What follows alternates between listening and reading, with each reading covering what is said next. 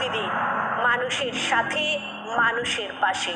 আপনারা দেখছেন নিউজ বাংলা প্রতিদিন। আমি গীতা। দেখে নেব আজকে হেডলাইন্স।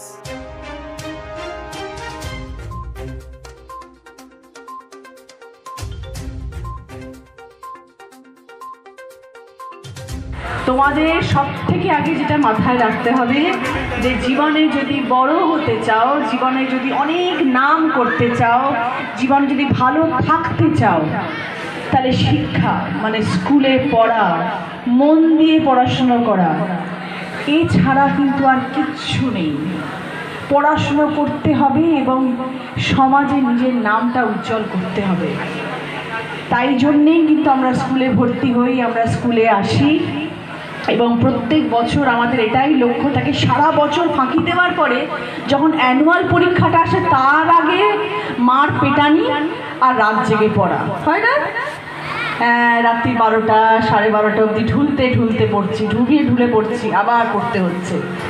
সকালবেলা উঠে স্কুলে যেতে হবে, স্কুলে গিয়ে পড়াশোনা করতে হবে, সেটা করতে হবে, আমাকেও করতে হয়েছে, আমিও করেছি, সবাই করেছে। আজকে যারা যারা এখানে বসে আছেন তারা সবাই তাই করেছেন, তোমাদেরকেও সেটা করতে হবে।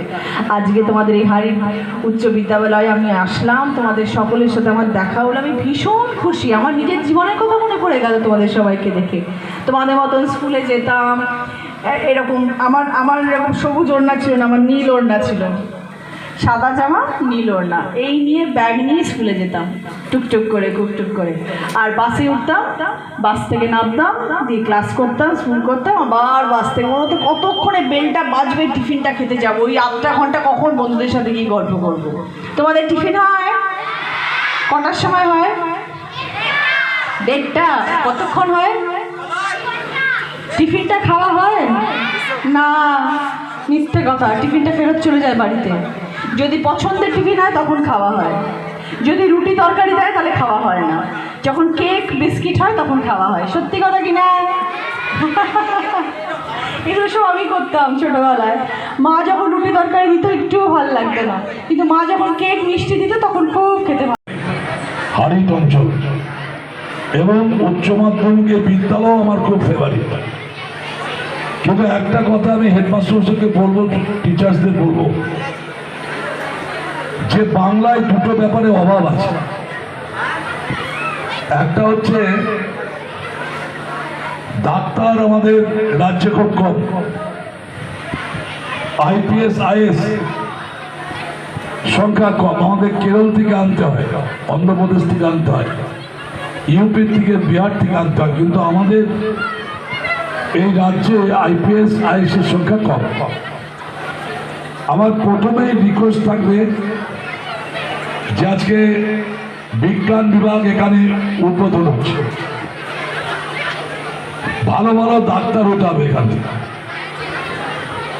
আমাদের এখান থেকে ভালো IPS IAS WBCS অফিসার হতে হবে, সেইভাবে পড়াশোনা করতে হবে। অনেক জায়গায় স্কুলে ঠিক ধ্যান দেয়, কিন্তু আমার এই হারিট উচ্চ বিদ্যালয় অত্যন্ত স্লো আকারে আমাদের টিচার্সরা তাদের শিক্ষা দেয়, এটা আমাদের উপভোগ করতে হবে, নিতে হবে। যার জন্য সারা বাংলায় নয় সারা ভারতবর্ষে উনি বিখ্যাত হয়েছে, সে বক্তব্য রাখবে। শুধু আমি আমার ফান্ড থেকে একটা ঘোষণা করছি, আমাদের এই বিজ্ঞান ভবনের জন্য স্টুডেন্টদের জন্য ল্যাবরেটরির জিনিস কেনার জন্য আমি 3 লক্ষ টাকা আজকে অনুদান করে দেব। এই টাকাটা আমি হেডমাস্টার মশাইকে বলবো না, চিঠি করে দিতে আমার নামে, আমি চেক পাঠিয়ে দেবো স্কুলে হেডমাস্টারের নামে। আমার এটা আমি দিচ্ছি 26, আমাদের 24 সালে, 25 সালে আমি আবার 5 লক্ষ টাকা দেবো স্কুল, যাতে স্কুলের স্টুডেন্টরা আরো ভালো করে পড়াশোনা করতে পারে। এটা আমি ঘোষণা করে গেলাম। আমি আশা নিয়ে যাচ্ছি যে স্কুল থেকে ভালো রেজাল্ট করবে। আর আমি চাই আমার বিধানসভায় যেরকম বাঁশবেড়িয়া ত্রিবেণীর থেকে মুখ্যমন্ত্রীর হাত থেকে প্রাইজ নিয়ে এসছে, রেজাল্টে মাধ্যমিক এবং উচ্চ মাধ্যমিক, তেমনি আমি চাই যে আগামী দিনে আমার এই হারিট উচ্চ মাধ্যমিক বিদ্যালয় থেকে আমার স্টুডেন্টরা রাজ্যের মুখ্যমন্ত্রীর হাত থেকে প্রাইজ দিয়ে আসবে। এটুকু আমি চাইছি আপনাদের কাছে, যাতে আপনাদের মাধ্যমে আমাদের এই ব্লকে সপ্তগ্রাম বিধানসভার নাম উজ্জ্বল হয়। বিজ্ঞান ভবন উদ্বোধন হলো, আমার নতুন সংসার রচনা এসছে, ওকে দিয়ে আমি ওপেনিং করার উদ্বোধন করালাম।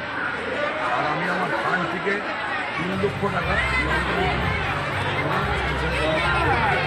বলেছি আগামী বছর আমার দেবো টাকা। এই স্কুলটা খুব ভালো স্কুল, খুব ডিসিপ্লিন এবং ছাত্রছাত্রীরা ভালো রেজাল্ট করে। এখানে হেডমাস্টার থেকে শিক্ষকরা সবাই ভালো, ওই জন্য এই স্কুলের মধ্যে আমার ইন্টারেস্ট এক্সট্রা আছে। কতটা দাদা প্রয়োজন ছিল, কারণ এখানে বিজ্ঞান পড়ানোর একটা বিজ্ঞান বিভাগ চালু হলো আজকে, এটা ভালো হবে। একটাই হওয়া আছে স্কুলের মাঠে, সেটা আমি বলেছি পরিচালন কমিটির স্কুলের মাঠ দেখতে, সেটা আমি সাংসদকে বলবো, তার ফান্ড। আপনার বিধানসভা এলাকারই এর পাশেরই পঞ্চায়েত, হাইটের পাশের পঞ্চায়েত গোসাই মালিকরা একটা গার্লস স্কুল আছে, যেখানে 13 বছর কোনো সায়েন্স নেই, অঙ্কের টিচার নেই, কোনো ক্লাস নেই, এটা এইটা না স্কুলে অ্যাকচুয়ালি স্কুলের ভালো কাজ করতে হলে পরিচালন কমিটিকে অ্যাক্টিভ হতে হয়। সেটা আমি দেখছি আমার কাছে অলরেডি জানিয়েছে, আমি রাজ্যের শিক্ষামন্ত্রী বাস্তব এভাবে কথা বলবো।